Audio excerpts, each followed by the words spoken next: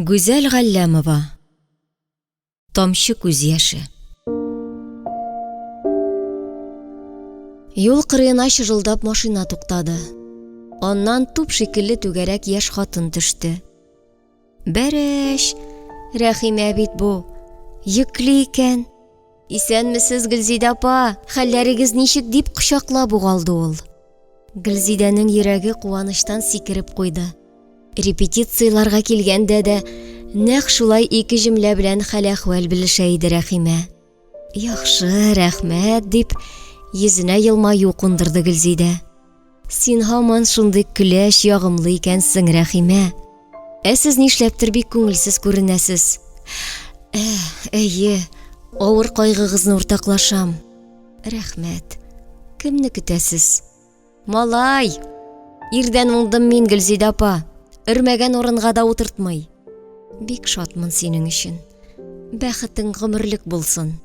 Гөлзидә апа, сәхнәдә йөргән чаклар искә төшә. Сезнең дә безнең белән куанып, театр уйнаганыгызны әнигә кайтып әйтә идем дә, мәңге картаймас ул Гөлзидә апагыз. Югыйсә өйдәге проблемалары театр уйнап йөри торганмысың аның, дия иде. Бала чакта аңлашылмый, колакка гына керә иде. Сезгә елмаю бик тә килешә. Ялгыз күңелсездер шул. Минем кайнанам да ялгыз калды. Ходай ярдәменнән ташламасын, Гөлзидә апа. Амин. Рәхмәт, Рәхимә. Өйгә керергә иде. Керергә. Әнә Рәхимә, сезгә елмаю килешә диде. Төксе чырайны беркем яратмый шул. Тик кузгаласы гына килмәде. Рәхимәнең туп шикелле корсагын күрү ирексездән кабат әрнүләрен кузгатты. Гөлзидәнең астан сызып кына эче авырта башлады. Ни икәнен белә. Икенче йөклелек ләбаса. Ишек алдында терлекләр ишертеп йөргән җирдән ялгыш кына ирен күреп алды.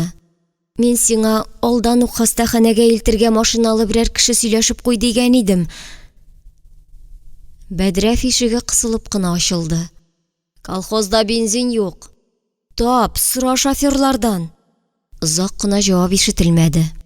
Анда иртәгә механизаторларны медосмотрга алып баралар икән. Әнә шулар белән бар. Әйлә, исереккә таянганчы иделгә таян. Әллә авырту чамасыз түгел, әллә эш авыртуын җан сыкрауы баса иде. Бала тудыру йортына ашыкмаска булды Гөлзидә. Исәбе иртәгәсен шул механизаторлар белән бергә бару иде. Төнлә атлаган сайын йыгыла-йыгыла ир идәнгә кайтып ауды. Худайдан сабырлыклар сорап, төнне керфектә какмый үткәргәч, иртүк тезмәдән печән төшереп терлекләрне карап юлга чыкты Гөлзидә. Ирләргә корсагын күрсәтергә аялып, артын суза төште. Күренмиме соң инде борынга җиткән корсак? Кемдер урын бирде. Шул тиеш булган хөрмәттән дә күңел әллә нишләп куйды. Шу, үзеңне кызгану мәллә бу. Тамак төбендәге ачы тиер йотарга теләгән сайын зурая гына барды. Ахыр чиктә күзләрне ялтыратып яшь пәрдәсе каплады. Елый күрмә дип үзенең ботын учы белән умырып чиметте Гөлзидә. Врач караганнан соң, сез бүген үк бәбилисез. Ботыгыз каты бәрелгән ахры. Авыртмыймы, диде, учлап кысканнан күгәргән урынны күреп. Молодец, көчле хатын икәнсез. Сезнең кебек ябык хатынга 4 кило ярымлы баланы табигый юл белән табу зур батырлык ул. Батыр хатын янына ир килә алмады. Бала юу, эшәр өчен бик матур сәбәп иде. Алырга килгәндә шактый исерек булуын күргәч, аз кыйрынын тешләде Гөлзидә. Ят иде аңа. Бик ят. Хатирәләр барысы да ачы иде. Югыйсә гомер итү дәверендә гадәти хәлләр кебек үткәрде ул аларны. Чебеннән фил ясау түгел, нәкъ киресе. Филдән чебен ясарга тырышты бугай ул. Тырышты имеш. Үзен алдалады. Гөлзидәнең күзләре ирексездән мөлдерәмә яшь белән тулды. Үзе исә гүя ташсын. Кыяфәте җансыз. Үзе еламаса да, эчтән җаны елый иде аның. Кадерсез үткән гомерен кызгана иде ул. Гөлзидә, диде яңа гына янына килеп утырган күршесе.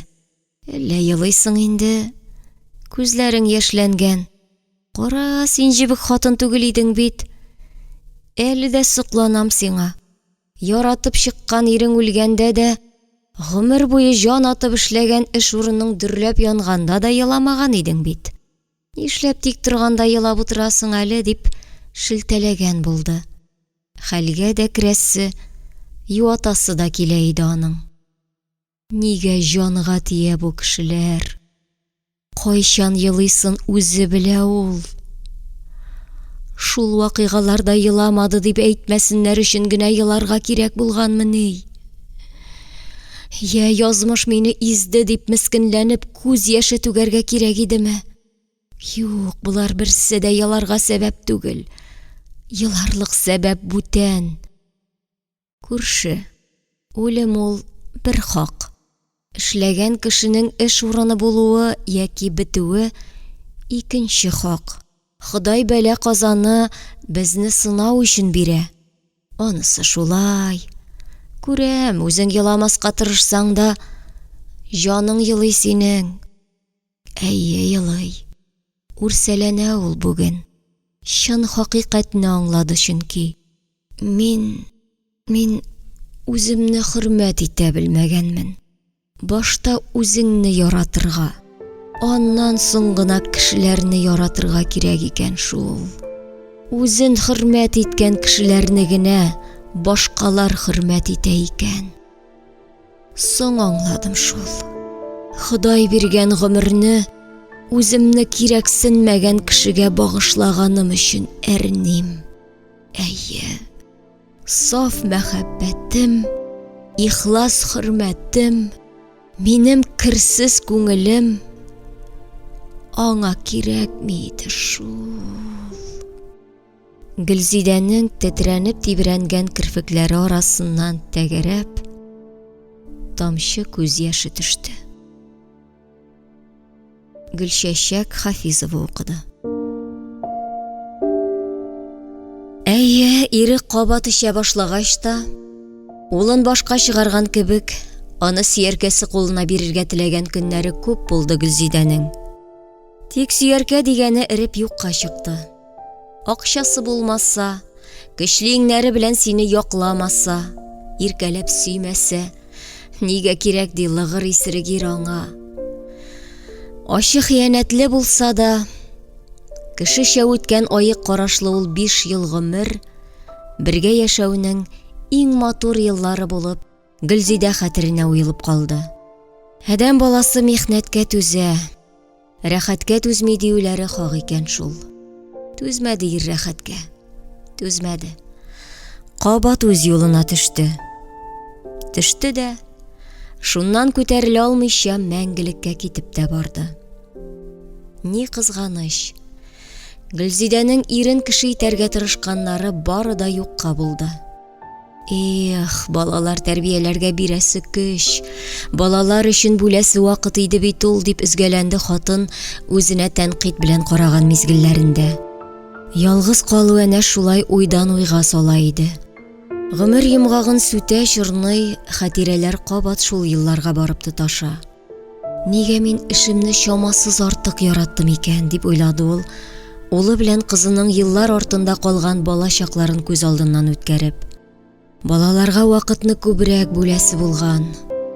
Хөкүмәт эше икенче планда булырга тиеш иде синең өчен, Гөлзидә. Шул көннәрдән бер көнне синеке булмый икән бит. Син табып үстергән балалар үлгәннән соң да синеке. Хаталардан бер кем хали түгел дисәләр дә, әллә миндә күбрәк микән алар? Әни анда сайлау комиссиясында дежур торучы Хәнифә сайлау эше белән районга барасы икән. Барыбер клубка килә инде. Шунда бер хуттан минем урынга дежурда тора алмас микән диде. Бу шылтыраган телефон трубкасын алган улы тавышы иде. Юк дип әйтә белми иде Гөлзидә. Бар әле улым, шылтыратып әйт. Торам дип әйтте диген. Тынычлап барып кайтсын. Үзе эштән генә сызды. Икесен дә ничек алып барсын? Түгәрәктә 20 бала белән шөгыльләнгәндә, ничек аларны калдырып, клубның әллә кайсы почмагындагы кабинетка йөри алсын икән? Җитмәсә, комиссияда дежур тору чираты иртәгә үзенеке. Мәдәни түгәрәкләр зур юанышы иде аның. Яратып, чын күңелдән бирелеп эшли иде ул клубта. Әллә яратканга, әллә инде чамасыз тырышканга, үткәргән чаралары зур уңыш белән уза иде. Бу юлы да репетиция уңышлы үтте. Йомыш белән чыккан бер бала кабинетта телефон шылтыраганын кереп әйтте. Районның сайлау комиссиясыннан тикшерүләре икән. Шөкер, поста дежур торганын теркәделәр. Хәнифәнең ышанычын аклый алганына кәефе күтәрелде Гөлзидәнең. Түгәрәккә йөрүче кызлары да бит әнә җан-тән белән бәйгегә әзерләнәләр. Осталыклары күзгә күренеп арта. Аларның уйнаулары яхшы килеп чыккан саен, Гөлзидәнең дә күңеле канатлана. Онытылып балаларча куана. Әйтерсең, үзе дә кыз бала. Дөнья тигез, рәхәт. Иҗат дөньясы әллә бәхеткә, әллә бәхетсезлеккә шулай үзенә суыра иде. Тик менә бу сайлау дигәннәре авыр йөк аңа. Беткәнмени комиссияга утыртырлык белемле хезмәткәрләр авылда. 6-7 бөртек кеше кирәк бит инде югыйсә. Юк шул, күндәм, күпме тиясәләр, шуны тарта торган үшән атлар кирәк җитәкчеләргә. Чыгымлаган атка кайчан тиягәннәрен күргәнең бар, эй Гөлзидә.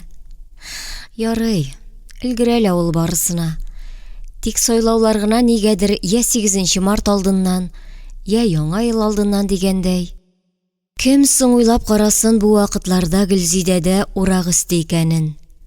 Хәер, мәдәният хезмәткәрләренең кайчан эш аты исемен күтәргәне бар.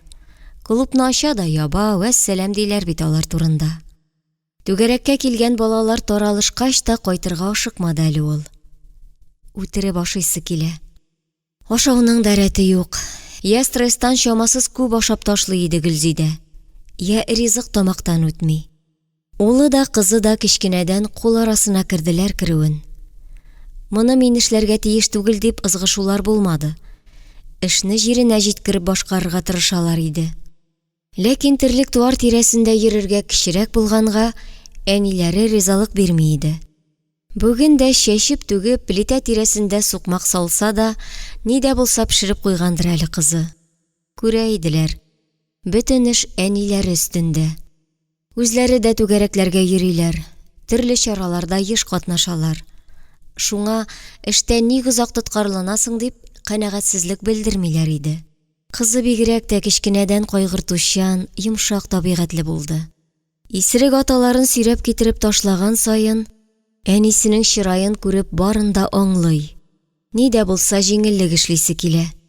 Әни, әйдә, 5 минутка гына ят әле менә монда дип, кичкенә йомшак куллары белән җитәкләп, ирексездән диванга яткыра.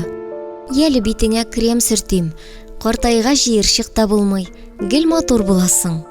Әле башлангыч сыйныфта гына укыган кызыннан җылы сүз ишетү йөрәгенә шифа була. Каткан күңеле йомшарып, күз читеннән кайнар күз яше тәгәрәп төшә. Еларга ярамый әни. Син үзең ич миңа еламаска, нык булырга кушасың. Ә үзең? Син әни, безнең сыйныфтагыларның әниләре арасында иң яше, иң матуры. Күз читеннән мендәргә тагын тып итеп бер тамчы күз яше тама. Кемгә охшагандыр аның кызы?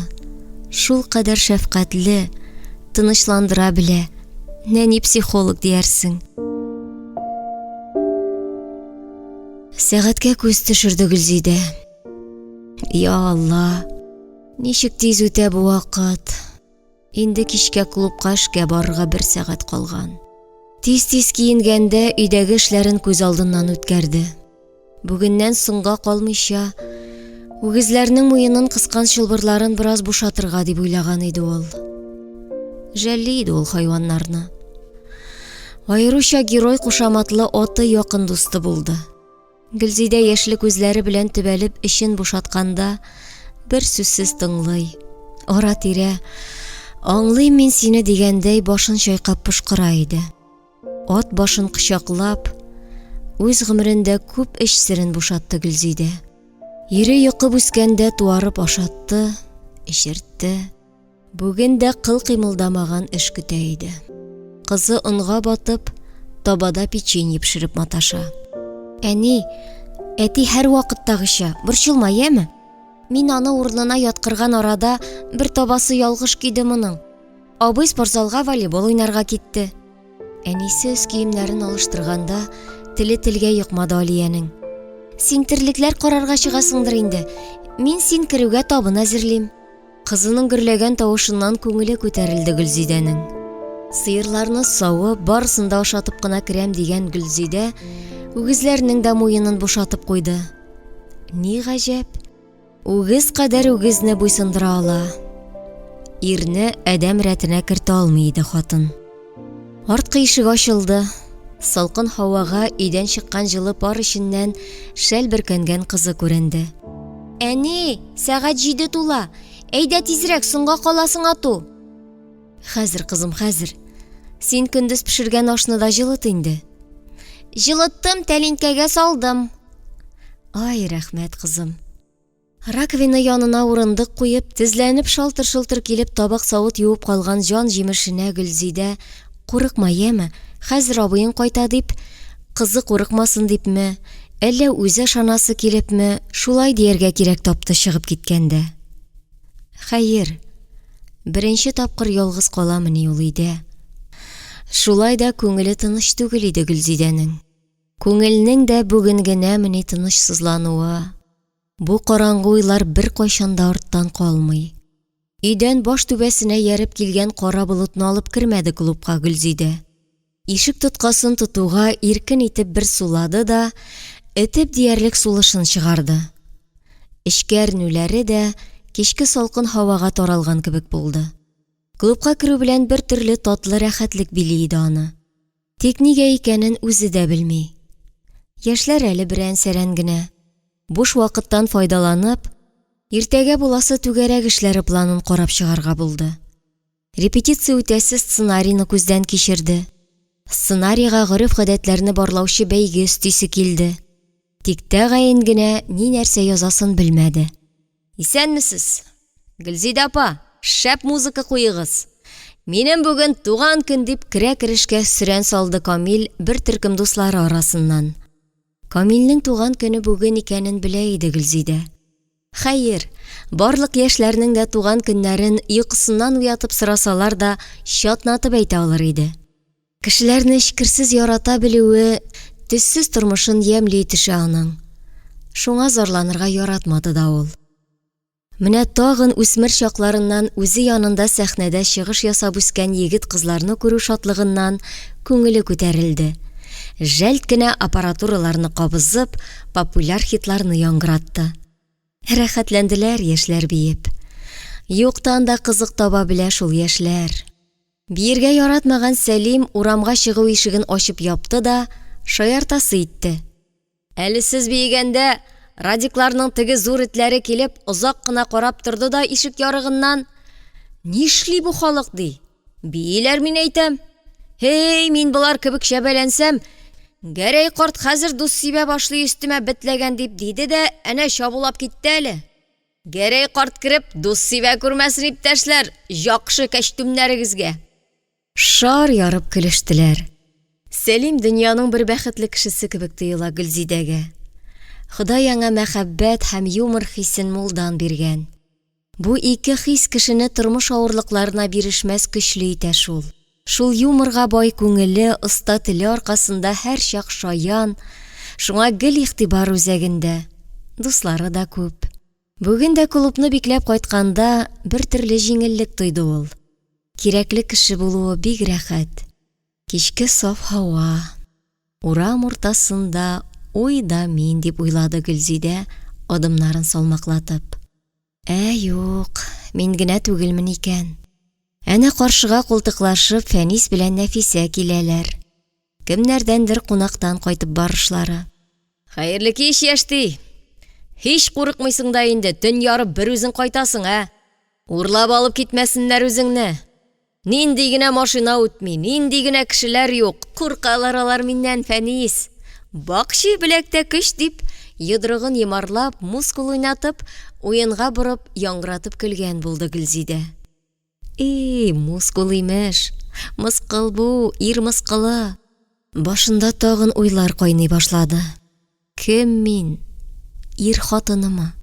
Алай булса, нигә кызыксынмый ул минем белән? Нигә айнып кешечә яшәргә уйламый? Тагын уйлар баткаклыгына кереп барам инде. Юк, мин ирле тол хатын. Вәссәлам. Тизрәк атла, Гөлзидә. Якыңнан торырга 5-6 сәгать вакыт калган. Бу бәхетсезлек түгел. Синең алма кебек 2 балаң, салып кергән яңа йортың, еракта булса да әти-әниең, җан атып эшләгән эшең, ямьле туган җирең, күңелеңә якын авылдашларың бар. Балалар мәктәптән кайтканчы берничә төр ризык пешереп куйды Гөлзидә. Бөтен эш җиңел бирелә иде аңа. Күз курка, кул эшли диюләре хак-ахры. Бию төркеме кызларына аталган аз гына тегәсе калган 6 калфакны төгәлләде. Шатырлар микән дип бераз борчылып талды. Аның түгәрәкләренә йөргән һәр бала да бик әйбәтләр. Шуңа да нәни дусларын бик ярата иде Гөлзидә. Калфакларны да яратып кия күрсеннәр дип, укалар беркетеп матурлады. Кара син буларны, ник иртә килдегез дип, җиңелчә генә орышып алды Гөлзидә, клуб каршында чабышып уйнап йөргән балаларны күреп. Балалар килгәнче декорациялар ясарга иде бит исәбе. Барыгыз, кайтып ашап, үсләрегезне алыштырып килегез. Клуб әллә кая күчми, Гөлзидә апагыз да кайтып китми. Аш кие йөргәнегезгә риза булмаслар. Без кичә үк әйттек, дәрестән соң клубка керәбез дип, ашап та алдык. Балалар дәррәү клуб ишенә үттеләр. Рәхәт иде аларга. Сәхнә һич шиксез бала чакны күңелле итә. Сумкасыннан калфакларны чыгарган гына иде Гөлзидә. Кызлар ах итеп калфакларны киеп, көзгә каршыларына сибелделәр дә. Сокланмый мөмкин түгел иде кызларга. Ак җирлеккә кызыл чәчәкләр чиккән бу калфакларны кигәч, сылуланып, үсеп киткәндәй тоелдылар алар аңа. Көзгә каршында әйләнделәр, тулгандылар. Шул мизгелдә язарга тиешле сценарий күренеше күз алдына килде Гөлзидәнең. Онытмыйча утырып теркисе генә иде. Тик вакыт ул түгел шул. Кызларны канатларына сыендыргандай кычаклап, сәхнәгә алып менеп китте. Кызлар татар халык киемнәре белән калфак киеп уйный торган күренештә катнашырга телисезме? Ура, бу калфакларны без дә киябез икән. Без бит монда җидәү, беребезгә җитми. Минем әбинең сандыгында бар, шуны алып киләм. Барыбызга да була.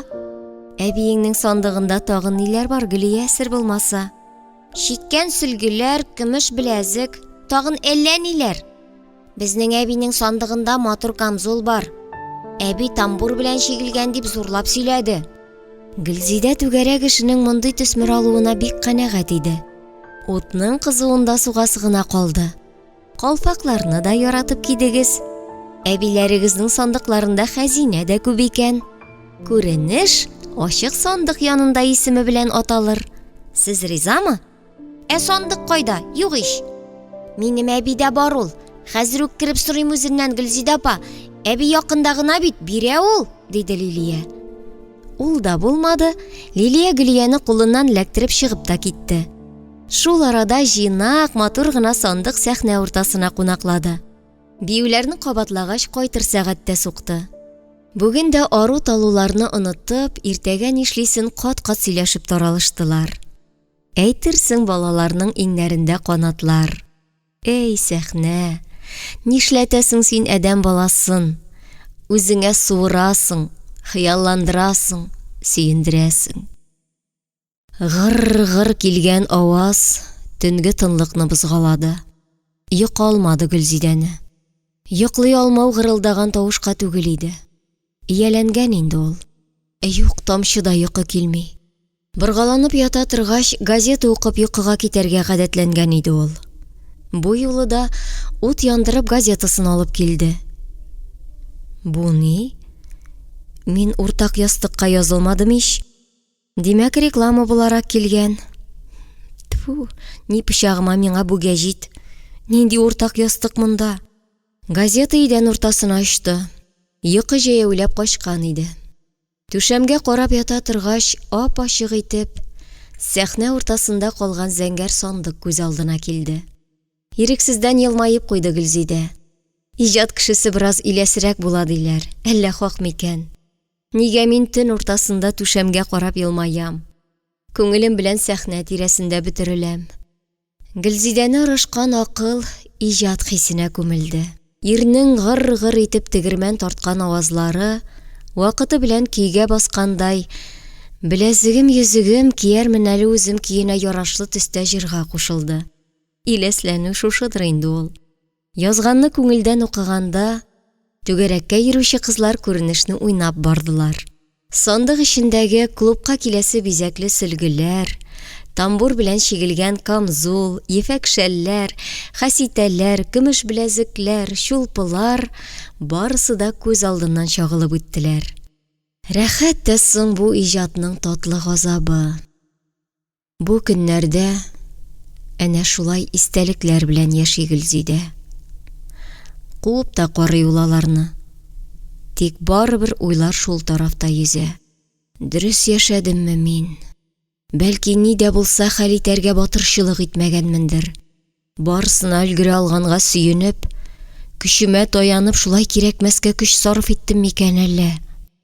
Юк, көчле булмаганмын мин.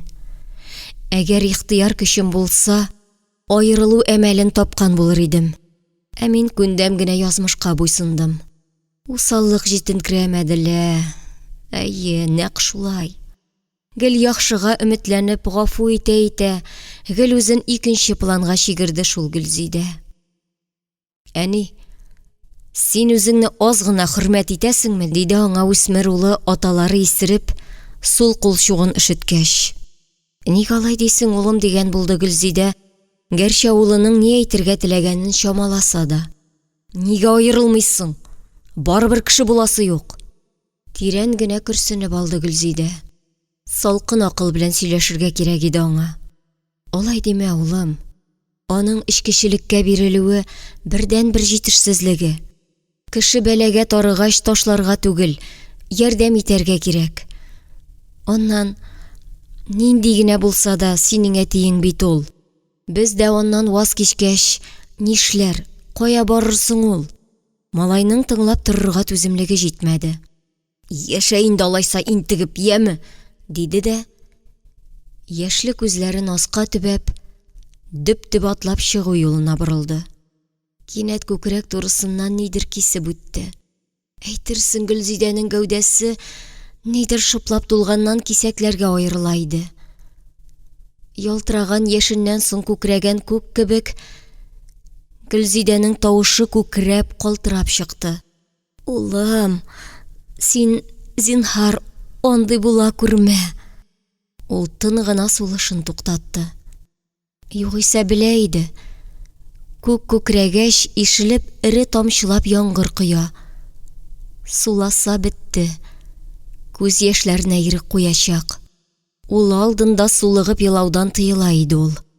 Шул мәлдә ишек тоткасын тотып торган улы карашыннан ычкыннар чәчеп алды да, Аллам сакласын шундый мәгънәсез гомер кичерергә. Курыкма, әни, мин синең киңәшләреңне онытмам. Аннан күптән әйтергә тели идем. Мин Казанга, техникумга укырга китәм. Туйдым. Хурлыгын итра. Күзләренә тулышкан яшьне күрсәтәсе килмичә, ишек яңагына карап кына сүзен дәвам итте Рияз. Борчылма, әни, атна сайын кайтып булышырмын. Өметеңне акларга тырышырмын, диде дә, борылып килеп мизгел эчендә әнисен иң башыннан кочты. Һәм кискен хәрәкәт белән ишекне ачып чыгып та китте. Байтак кына тора таштай идән уртасында басып торды Гөлзидә. Авыр иде балаларга бу тәртипсез тормыш. Авыр иде. Айырылу турында күп талпынып карады Гөлзидә. Судка чакыру килгәч, эчмим, валлаһи дип ант итте ире. Икенче юлы гариза язгына ут төртәм. Сиңа да булмый и, миңа да дип куркытты. Инде нишләп була икән дип аптырагач, күрәзәчегә барып белеште. Айырылма, Сиңа өстәгеләр айрылырга кушмыйлар, диде әби карчык катгы итеп. Балалар әтиләренең аунап эчкәненә, тормыш алып бармаганына гәрләнделәр. 9нчы сыйныфны тәмамлауга авылдан китеп тә бардылар. Балалар иде вакытта гаилә дигән бөек төшенчә әле төртеп күрсәтергә булса да бар иде. Ә хәзер юк. Ни өчен бер сум акча алып кайтмаган иргә көненә 2-3 тапкыр ашарга пешерәм соң әле мин, дип эчке көч аваз салгалы иде. Ә үзе көндә ризыкны Ходай бирә, ашаудан тавыш чыкмасын дип өстәлгә пешереп куя торган булды. Ләкин Гөлзидәнең сабырлыгы көннән-көн арткарак чикте. Төкәнә барды. Уйлый торгач, соң булса да үзенчә бер әмәл тапты. Ир күңелендә көнләшү уты кабызырга кирәк. Көнләшсә бәлки айныр иде. Чираттагы тапкыр ишелеп кайтып ауганнан соң, аның бераз айнаганын көтеп йөрде дә Гөлзидә шар ярып әйтеп ташлады. Миңа ир кирәк. Әгәр 3 көндә айнымасаң, сөяркә табам үземә. Ә ул мондый сүзне мәҗбүр итсәләр дә әйтми торган хатыны әйттеме соң дигәндәй, күзен бер генә ачып карады да, чыраена бер билгедә чыгармыйча кабат күзләрен йомды. Сиңа әйтәм мин, дип изүеннән каптырып караваты белән дыр селкетте аны Гөлзидә. Син әйт әле, соңгы тапкыр ничә ай элек йоклаган идең минем белән?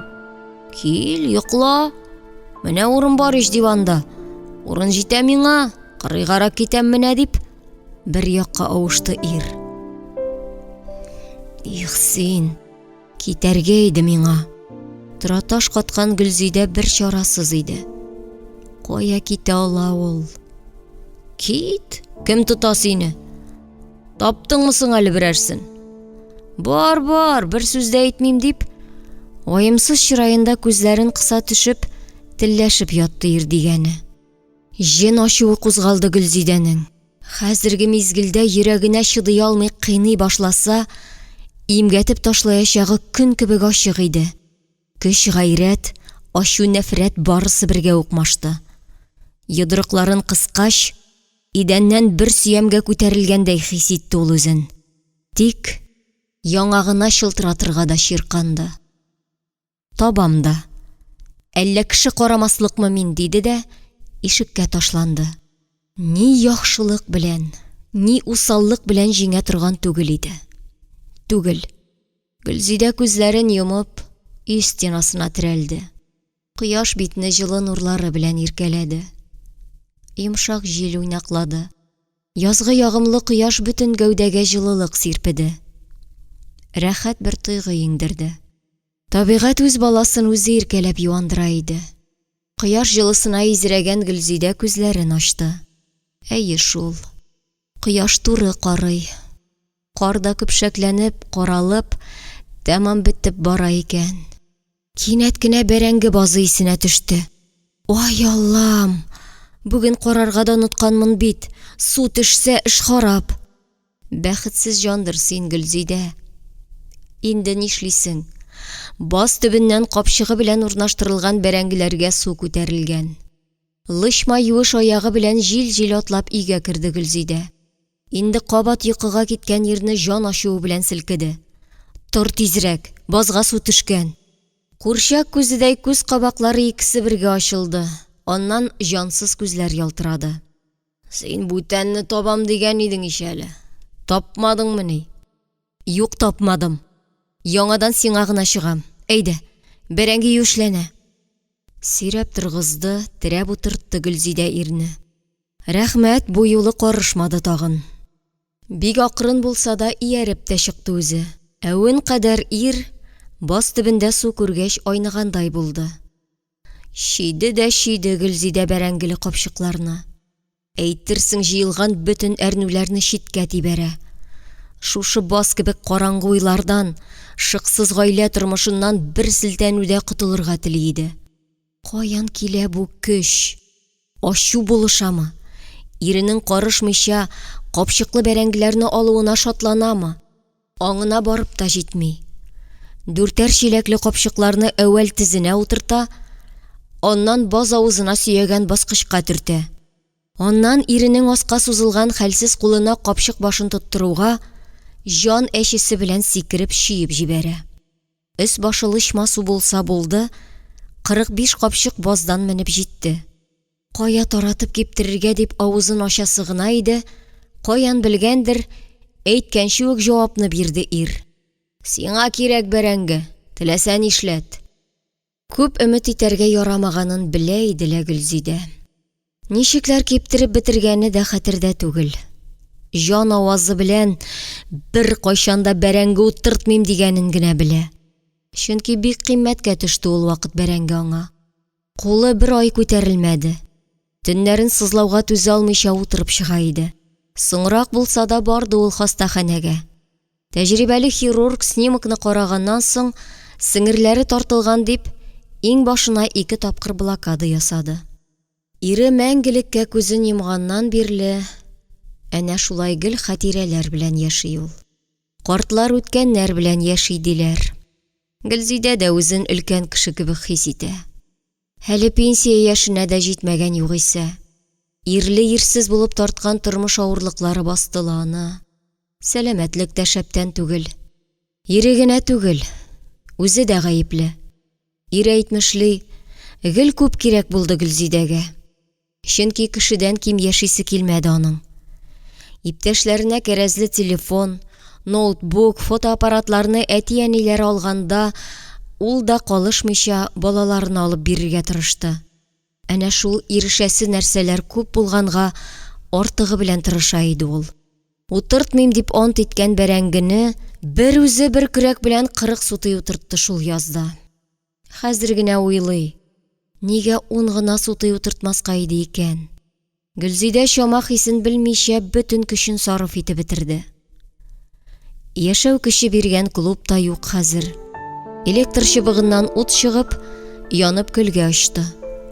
Бары кара күмер генә калды. Әнә шулай әле клуб истәлекләре, әле гаилә тормышын искә алып үткәрә ул вакытын капка төбендә. Ә бит тиккә уздырган вакытны бик кызгана иде элек. Хезмәт иң яхшы дәва икән шул күңелгә. Инде ат та, сыер үгезләр дә юк. Һәр кемдәге кебек абзарлар буш. Күңелдә дә бушлык. Шул бушлыкны тутырып, әрле-бирле үткән машиналарны күзәтә ул. Әйтерсең лә ачы җилләр күңел капкаларын уңлы-суллы ачып ябалар. Бик авыр хәләт иде бу.